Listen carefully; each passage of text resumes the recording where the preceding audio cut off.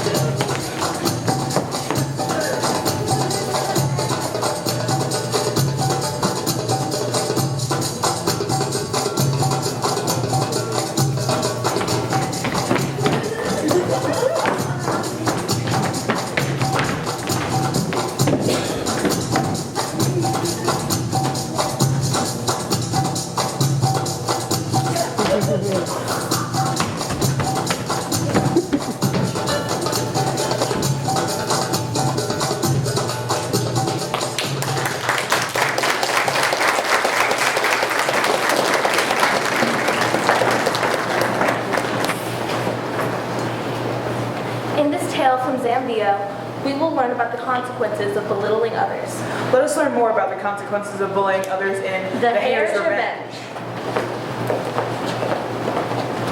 Hare was a kind and clever animal, and on a bright spring day, Hare ran into Buffalo, who was not as clever. Well, kind. Oh, Buffalo, good to see you. Yeah, I know. Excuse me, but I'm on my way to see my pal, King Lion. You want to come with me?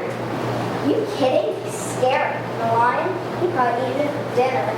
Nah, it ain't that bad. That's alright, I can look good. But Buffalo was very lazy, and he wanted Hare to come with him for a much more selfish reason. Say, a great animal like me is way too important to carry their own bags. It is a long trip to King Lion, and I don't want to get all sweaty lugging my stuff there. It doesn't matter if you get tired and sweaty. How about you carry it for me? I'll pay you real well. Now, Hare was insulted by Buffalo's pride, but intrigued by the thought of being paid, so she accepted. Okay, I'll carry your stuff. But you better promise old King Lion won't eat me or anything. Sure, I got your bag. Here. Oh, it's heavy. Suck it up. Get moving. So Buffalo and Hare started on their journey. Now it was a hot, dry day, and as the day grew longer and the sun shone brighter, Hare became more exhausted under the heavy load. Shoulders are bruised and sore, and my legs are aching. I can't believe Buffalo thinks he's too good to even help me carry some stuff. After a while, Buffalo decided he was too exhausted to continue, so he sat by a nearby tree to take a nap. I'm beat. I'm gonna take a nap. You, what's my stuff? I don't know if I can take it much longer. Exhausted, Hare sat down to rest, but was soon visited by the beautiful honeybirds. Tweet, tweet, sweet, sweet. Honey, honey, honey, will I to your feet? Follow us to the honeybee. Now Hare loved honey very much, so she followed the birds to a tree, where the hive was buried in a shallow hole. She stuck her paw in and ate pawful after pawful of sweet, delectable honey. So sweet, so delicious. Now I need a nap hungry, I'll hollow Buffalo's bags and moon back. But as soon as Hare got back to the tree, Buffalo woke with a start. Man, what a good nap. Hare, quit playing around on the ground. We have to get to King Lion's bed dark. Well, Buffalo's very tired after carrying such a load and traveling so far and see. When I have a little nap like you did, Be quiet. Stop complaining.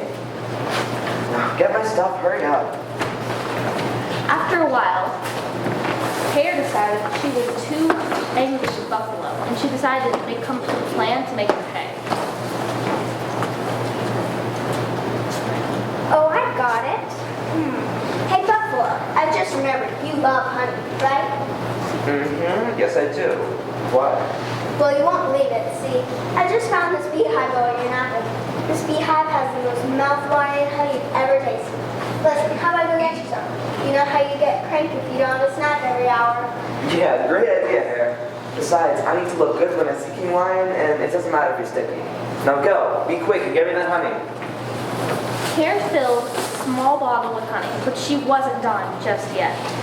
She quickly grabbed a bee-covered pawful of honey and smeared it all over Buffalo's sleeping bag and made sure that there were plenty of bees stuck to it. There. Hey, bee, wait up. After a while, they arrived at King Lion's house. Buffalo, you know, pal. It's great to see you again. How you been? Great to see you, friend. I am beat after such a long, hot, dry, grueling journey. You mind if we take a quick rest before we start our feast? Oh, this is Hare. She's not really important. She just carried my stuff here.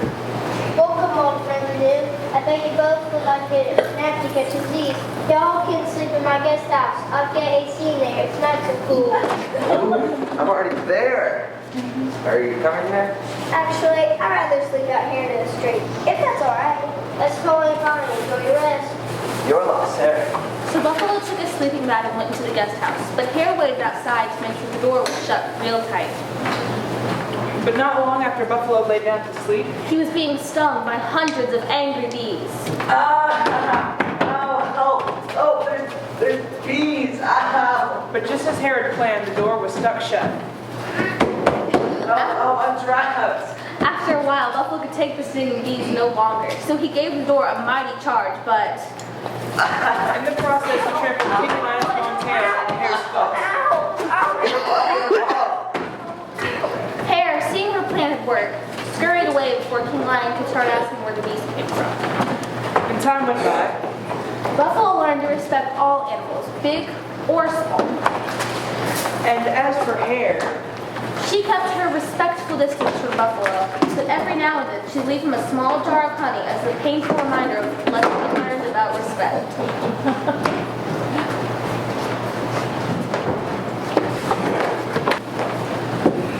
let's travel to Sam in South Africa for our next human lesson about sacrifice. Sacrifice is a popular theme in folk tales. Let's see the role it plays in how sacrifice taught the very first animals how to feed themselves and find water and the great thirst.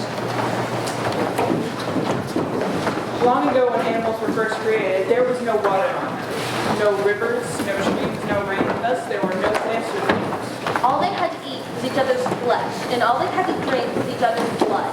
Those were the blood-red days. No one was safe. The wise elephant wanted the cycle of killing to end. This can't go on forever. I wish I could die so that my bones could become fruit trees, my tendons could become melon vines, and my hair could become fields of grass. That way we won't have to kill each other to eat all the time. But instead of being grateful that elephant would give her life to save them, the animals became impatient. I'm horribly hungry. Hey, hurry, huge one, hurry. Large animals like you live longer. We'll waste away, waiting for you to drop dead. How long? How long do we have to wait? When are you going to die? When do we start getting blood? When?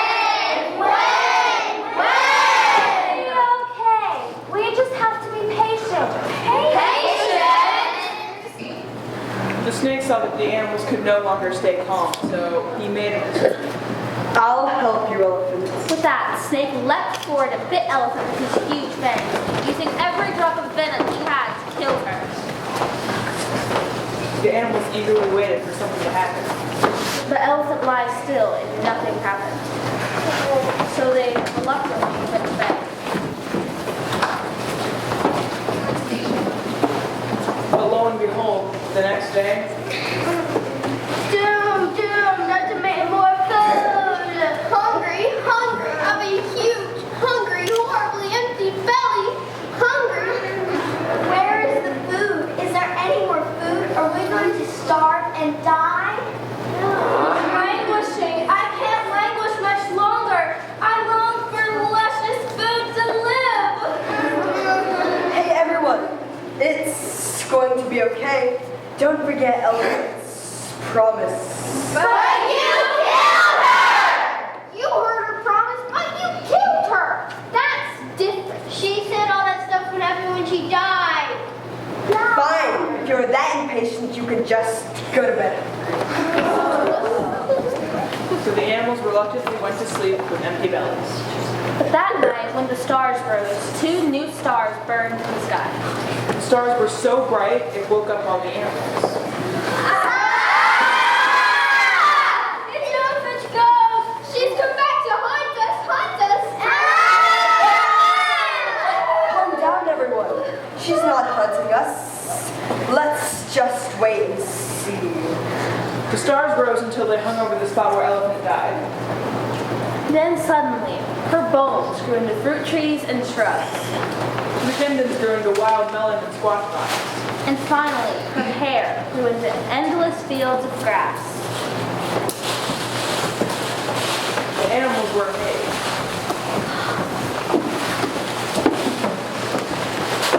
Many, like hare, deer, and zebra, started eating up the squash and melon vines. And from that day on, they couldn't stop. But some, like leopard, jackal, and lion, didn't want to give up meat, so they crept off into the night to kill other animals as they slept. So the animals fell into hunting and grazing habits that we're familiar with today. But of course, that wasn't enough, and soon the complaining started to begin. Water! We want water! We're dying of thirst! Water! Now, Snake had tried to be calm with the animals, but their whining was starting to make him angry. All right. I've had enough. Elephant gave her life so they could have trees and plants and grass to eat. And I gave all of my venom to help her die. But still you whine and moan and complain. Is all this not enough? No! As angry as he was, the snake decided to help the animals with the final act of sacrifice. He slithered down deep into a hole in the ground. He dug deep down until he hit water. And finally, he pushed and pushed until the water started flowing from the hole.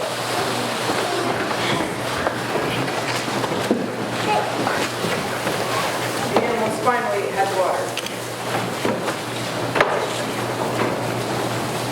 As time went by, the animals grew and thrived and realized that elephants and snake sacrifices were the reason that they were alive and happy. To this day, they are still grateful for these sacrifices.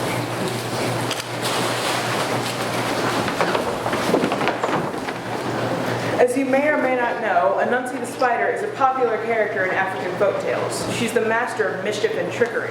Let us see how Anansi uses her trickery to survive the most terrible drought the world has ever known in The Spider and the Crows. Long ago, there was a great famine in the land, and not a soul had a thing to eat. That is, except for the crows. The crows had a secret fig tree stashed on an island. They would fly there every day and bring back their figs. Then they would noisily feast on them. As soon as Anansi caught wind of the crow's big feast, she concocted a plan. I'm gonna go to the crows and pretend to be asking for a hot coal for my fire. But I'll really be robbing them blind, right under their beaks. Serves them right, they'll chill anyway. So Anansi grabbed a pot for the coal and a basket to take the figs. Then she went to the crows. Hey guys, you know what? My fire's gone out and I'm freezing stiff. Can I please have a hot coal from the fire? Sure, how nice one. We want this one. But you will, this tin little figs. Thanks, Curtis. I think you're all cool. So Anansi took the coal and slowly backed away so they wouldn't notice the 10 figs that she'd stolen. When she got home, she quickly extinguished the coal and ate up all the figs. But still wanting more, she went back to the crows. Now the crows found it odd that she was back so soon for another coal, but gladly gave her another. But they failed to notice the figs she'd stolen as she left for a second time. So after extinguishing the coal and eating up the figs, she returned a third time. Hey guys, you will not believe my luck. I need another coal. It just keeps on going out on me when I get home. Well, I'm not so sure. I guess that's okay.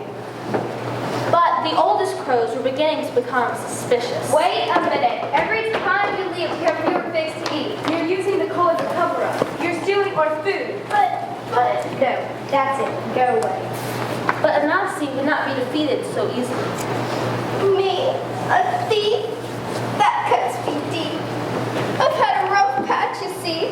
My parents are dead and I'm all alone. That's kind of sad. My loving, nurturing parents said, with their last dying breath, that their good friends the crows could be trusted to be kind and caring. I thought I'd come to you for help, but it looks like my dear dead parents were wrong. Look how you treat me!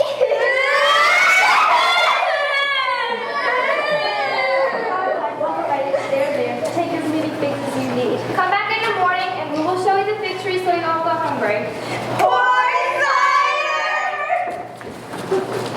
Pleased with herself, Anansi ran home. But of course that still wasn't enough for her. She didn't want to wait until morning to see where the secret fig tree was. She snuck back to the crows just as they were nodding off to sleep. I'm gonna start this fire to make them think that morning is coming. Wake up, it's morning. Can't you feel the heat? Time to go to the secret fig tree. Alright. Almost at that Starkville. I feel like I just lay down to sleep. You guys, Spider is tricking us with the fire to make us think it's morning. Spider, go home and don't come back until the rooster crows.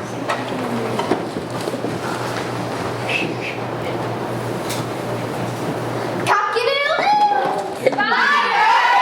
Spider, we know this is you. Go home until morning, or we won't show you the fig tree. So Anansi had no choice but to wait for morning to come. Finally, morning came, and the crows greeted the waiting Anansi. The two oldest crows put Anansi on their back and carried her off to the island. The only thing growing on the island was the largest fig tree you've ever seen.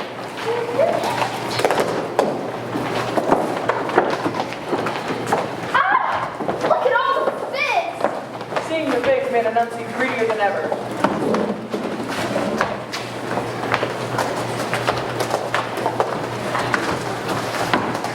No, these are my figs. Mine. You have taken all the figs, Spider. Didn't your dear dead parents teach you to share with your crow friends? My parents said you would give me whatever I wanted, and I want all these figs. Now, those crows had tried to be kind to Anansi, but they needed the figs to survive, and she had taken all of them.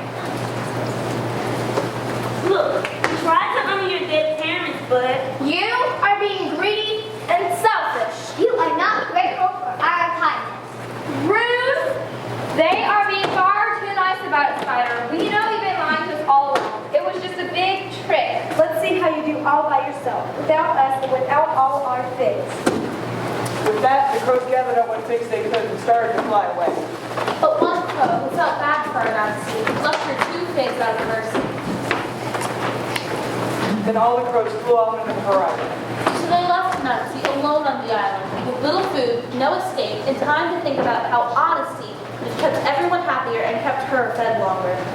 But don't worry, Anansi didn't waste away on that island. She found a way out as she always does, but that's another story.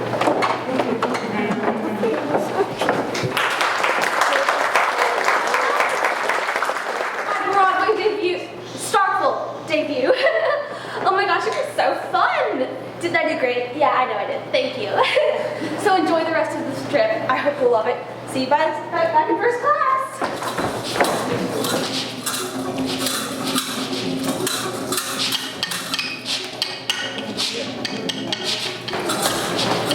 Hello to all of you. My name is Kolo.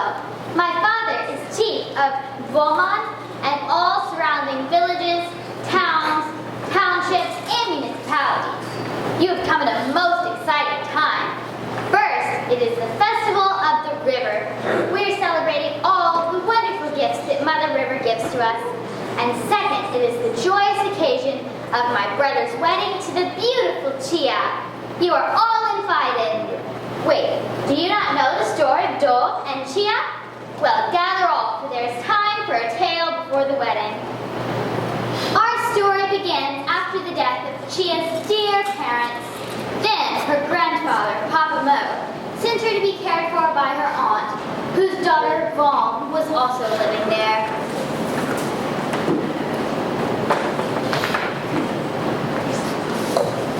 And there Chia dwelt, having no mother of her own. How she longed for her papa to come to her.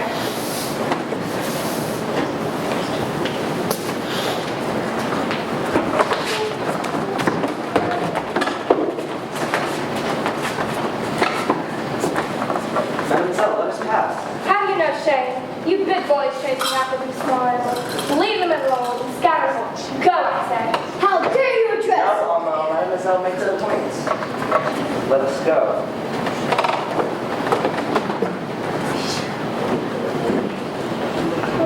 Papa Mo, is that you? There was a special one. Always worried about you, the smallest of creatures. Oh, Papa, how I have missed you. I too missed you. My work in the city keeps me there so long.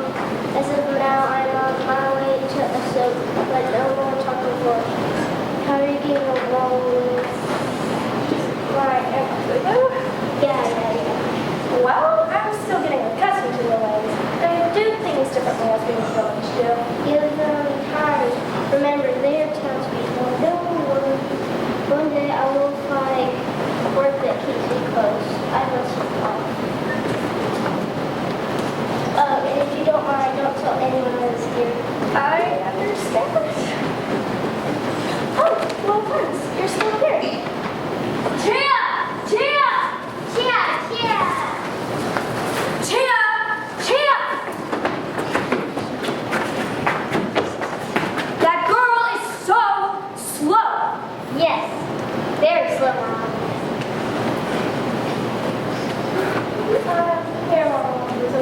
There you are, you lazy girl.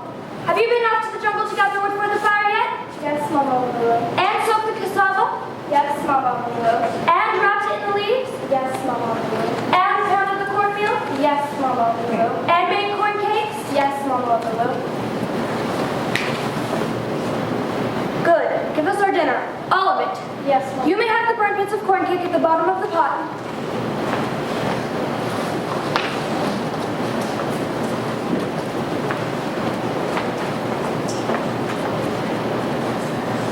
If you please, Mama Lulu, may I have a drink of water with my milk?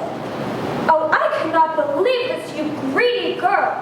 I give you a roof over your head, food to keep you alive, and clothing for your skinny back, and you ask for more?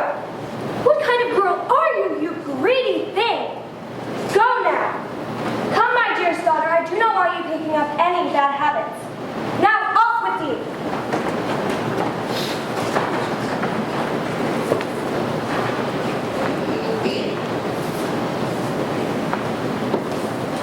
And so things went on, day after day.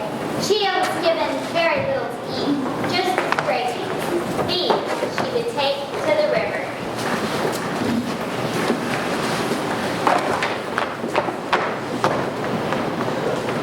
Hello, little friends. I do not have much to eat, but it's plenty enough for all of us. Chia! Chia! Chia! Oh, goodness, little friends. That's my aunt. But I must warn you, she dislikes small creatures. I'm here, Mama Lulu. There you are, you lazy girl! What are you doing there down by the river? I'm getting a drink of water with my milk. Bong, do not drink that water! River water is always so filthy and disgusting and slimy and... Sister of Ulu, what are you doing by the river? I came to bring my daughter to enjoy the flora and the fauna of this lush rainforest. Is that not Bong in the water? Bong is in the water. She is having her swim lessons and Chia is teaching her. I see. Well, should she not be preparing for the river festival? It is nearly upon us, and I hear that the chief and his wife have news of a special celebration on the last night of the festival. What kind of a celebration? A party or something more? Well, I'm not one to gossip, but I can say that it's a sort of announcement about their son, Joe. Joe? You mean the eldest and most likely to take over of chief of Mulan and all surrounding villages, towns, townships, and municipalities? We all know he has reached a marriageable age. Not the marriageable age. Yes, the marriageable age. The marriageable age. So how's my precious Bong?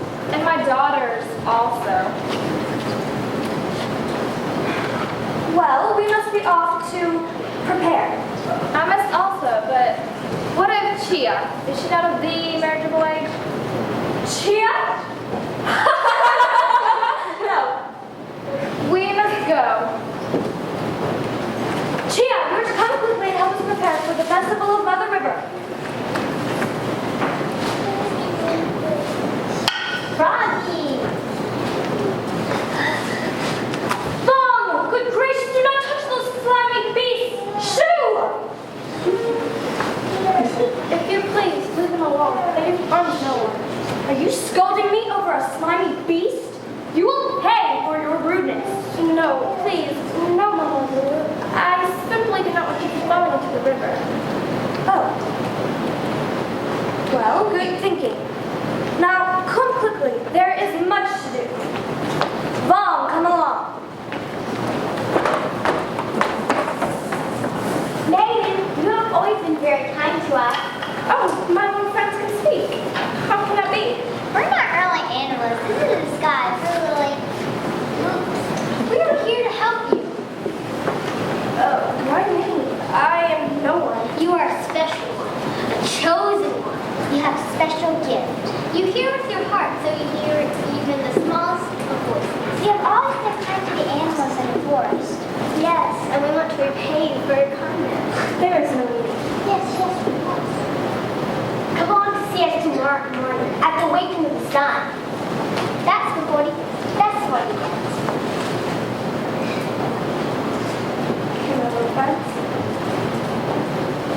your destiny begins. What is my destiny? The life you're meant to live. Come tomorrow and see. Chia! Chia! My aunt, she called me. I must go. Return tomorrow. You must do exactly what we say, for that is when the festival is. Okay, no worries. And thank you.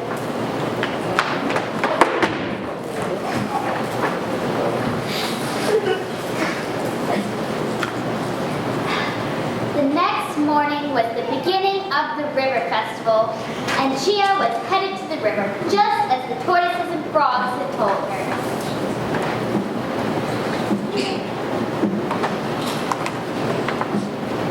But as she was leaving, her aunt called her, as usual. Chia! Chia! Chia, Chia, Chia! Chia! Chia, Chia. That girl is so slow! Yes, very slow, Mama. Hey! Come here, you good-for-nothing girl! You haven't soaked the cassava, or pounded the cornmeal, or fetched the wood, or the water! I was on my way from the house. No time for that! Bong and I must eat or we will be late for the festival. Fine. Come now. As always, Chia did as she was commanded.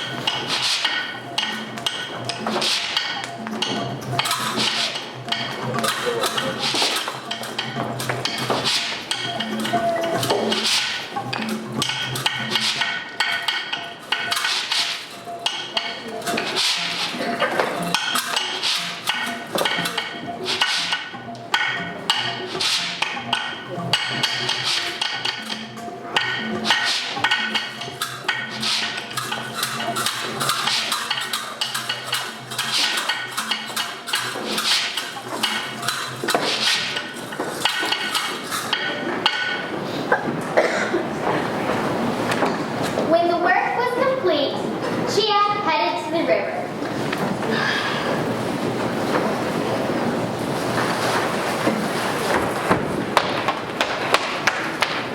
Tut, tut, girl, we've been waiting for you here. It's more, and you never came. You're just unique enough to keep waiting. Perhaps you did not want the gift given to her. No, please. I'm only a servant and her maid.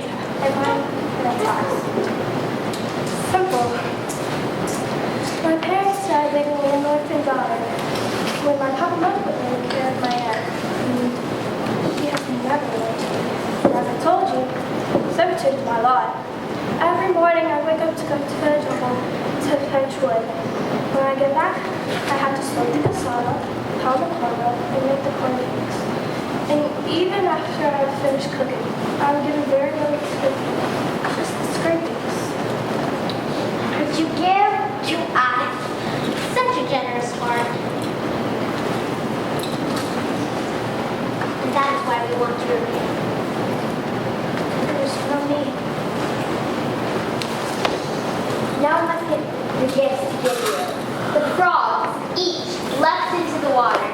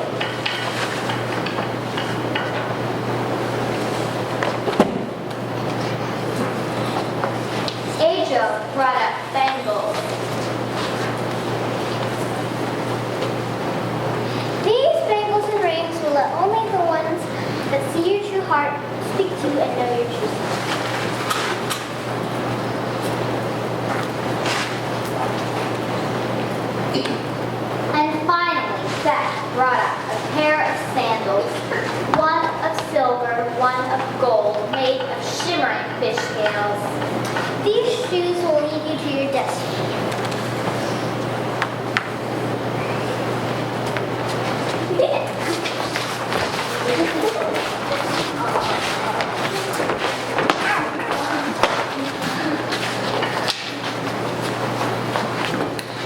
When the dancing is nearly over and the villagers are dispersing, you are to leave the golden sandal, the right, walk quietly through the crowd. Do not stop if you're called. Do not look back.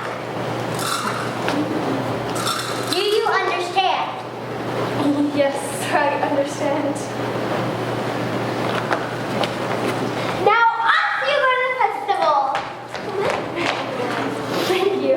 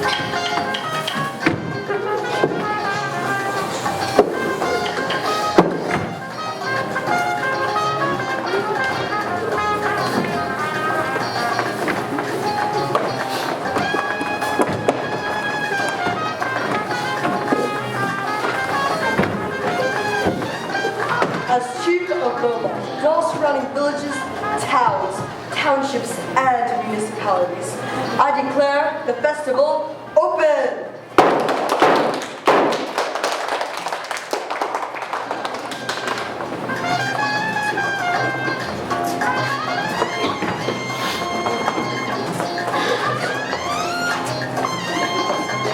Are you enjoying yourself, my son? Yes, but I know when you have invited all these people to your father. What are you talking about, son? You have brought all these young women here, hoping I'll find a bride. Why would I do such a thing? Ah, look at Dorcas. She's a strong girl. There she wrestles rhinos as a hobby. Boys and hippos. Done. We only want you to be happy. It's difficult to find a suitable wife. For example, time to hell. Ah, look at Lodi. Why don't you look around yourself? For example, there's lovely Madame Reeves. She had a lovely daughter, I'm sure.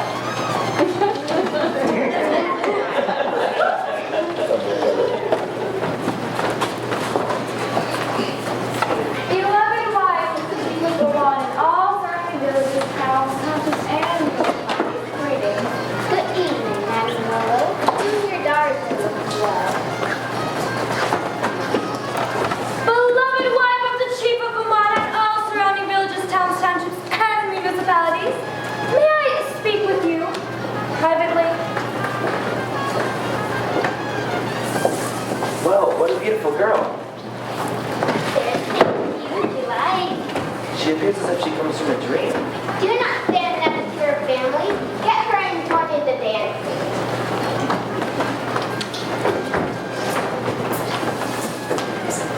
Please, come dance with me for a while. I would not want to take you away from here again. No. Believe me, you're the most interesting girl here. Why have I not seen you before today? Well, I don't go out much. Well, you're out now, so please join me.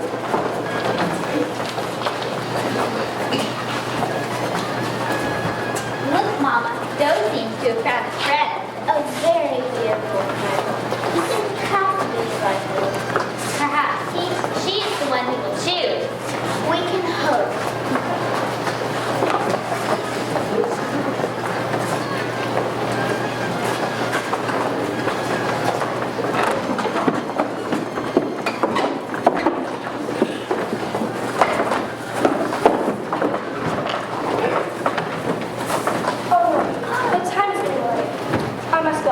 Are you off so soon? Yes, I must. I have enjoyed spending time with you. I will accompany you on your way for home for a little while. Let me tell my father.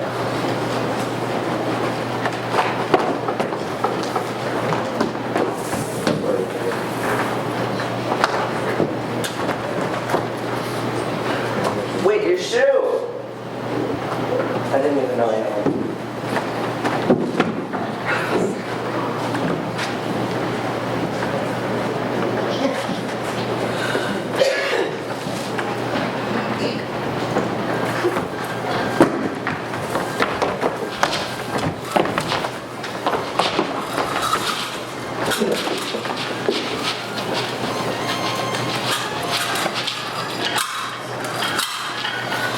friends, I had a glorious time at the dance. Before you go, tell us of your adventures. Okay. Chia sat down and told in glorious detail of all the events of the evening. But as she spoke, she began to grow tired and soon fell into a deep sleep. Chia! Chia! Chia, Chia! Chia! Chia! Chia, Chia! Chia! Chia! Chia, Chia! That girl is so slow! Yes, very slow, Mama. Hey, come here, you good-for-nothing girl! You haven't stirred the cassava, or pounded the cornmeal, or fetched the wood, or the water! Oh goodness, I must have fallen asleep. I see you have done your work for the morning. Very well then.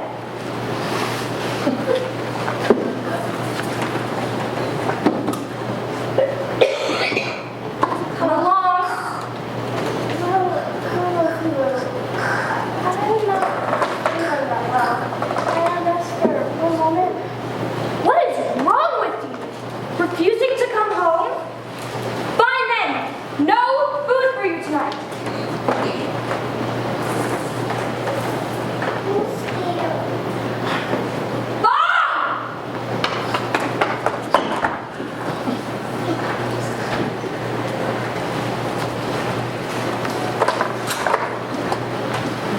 What a cruel woman, don't you think? Well, things are not as bad.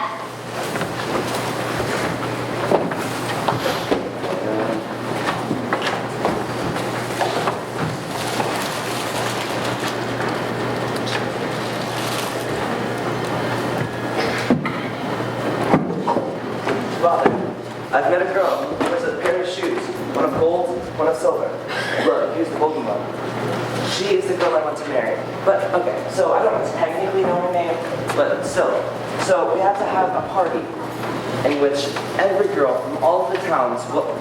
Don't you mean all the towns, townships, villages, and municipalities? Well, anyway, very well. I shall decree that all women, young and old, shall be collected and gathered here together.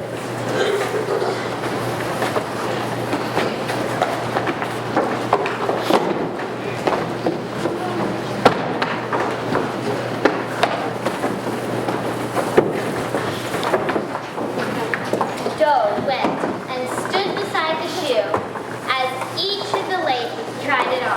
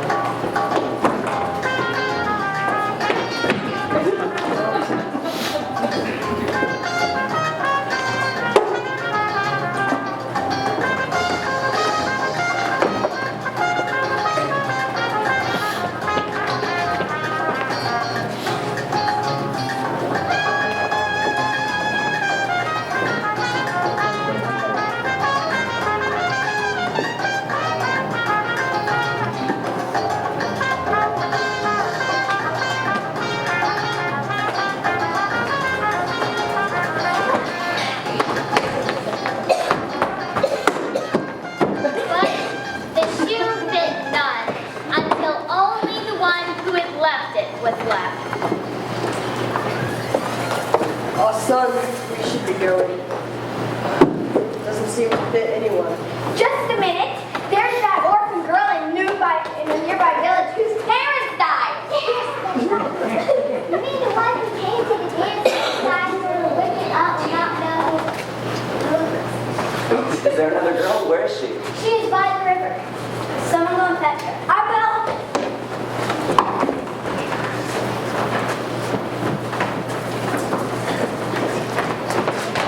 Is it really you? Yes, I don't need you to tell me who you are. Everyone, my future wife. What's your name? I'm called Chia. Chia, I knew that. Chia, from now until the end of eternity, you shall be my beloved.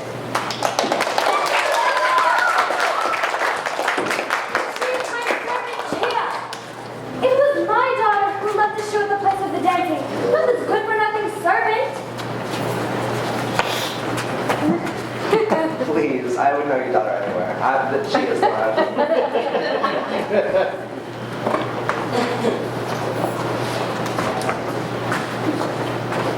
Son, we should prepare for the wedding.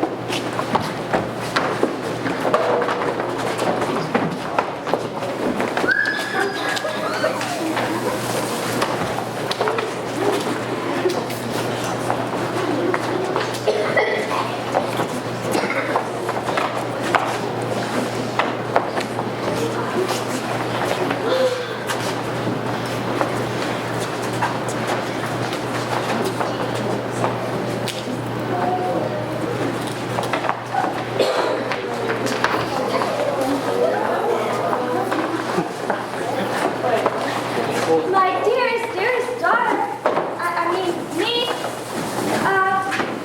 before you go to your marriage, please let me show you a gift from me.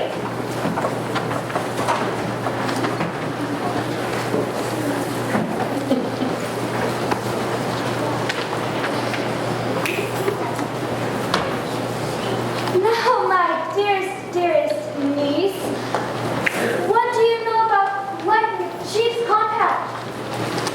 Oh, life in the chief's compound is a worrisome business. How so? Well, if the chief's wife comes to greet you, you must clear your throat, talk, and spit.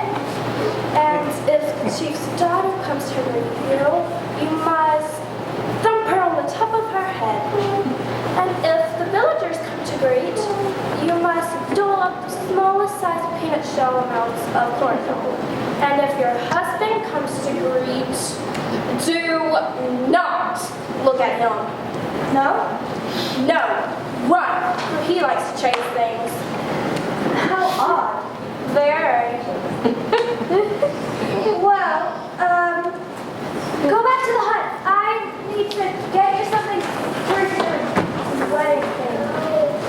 I must tell my daughter these instructions. Mom, come here. I must tell you the instructions.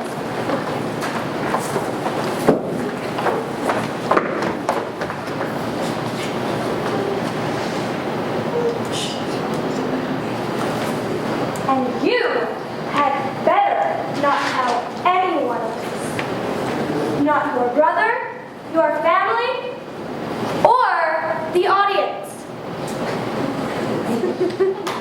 So help. Throw you in that river. Beloved!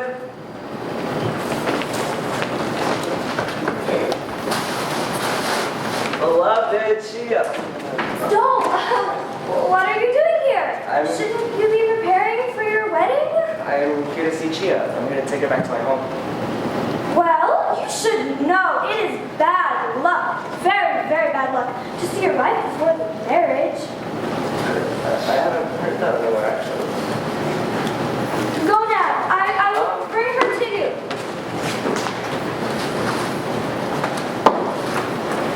Chia, dear, I will be in the jungle to gather flowers for your... oh, whatever.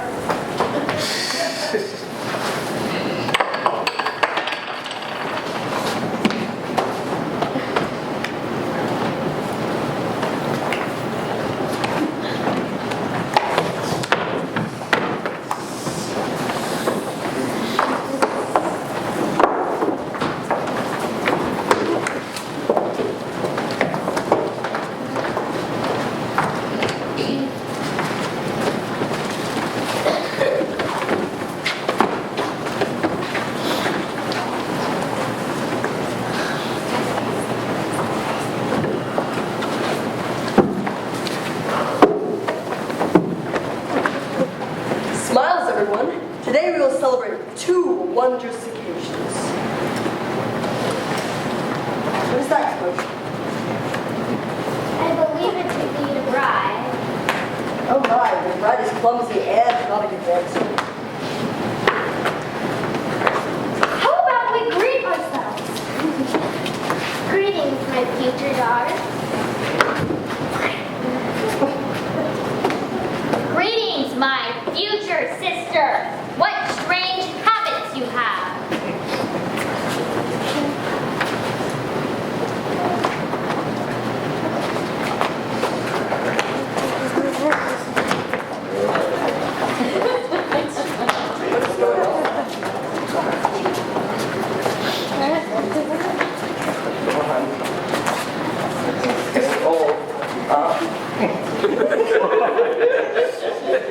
Have they brought me the same girl? How could this be the same girl?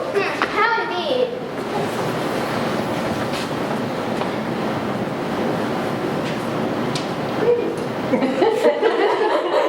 It's not the same girl.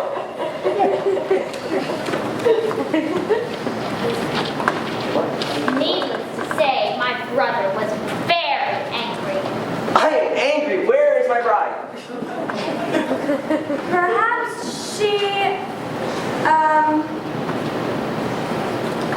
fell in the river and ran away. Villagers, get a boo out of my sight. Put her in heaven till she tells where Chia is. No, please, stop. Here I am, safe with you again, dear future husband. My Aunt Billy tricked me into going back to her hut while she placed me with balm. As soon as I discovered her trickery, I came back as quick as I could. Knowing that I'd have the punishment enough for her. But as for balm, she does no harm to no one. Let her stay with me and be my handmaid. You are too kind, even to those who are cruel to you. Then it is settled. Abilu shall not be communicated. Oh, and one last thing. Can your friends come to me later? They've been so kind. Of course. Then it's settled. I guess we're having a wedding. Yay!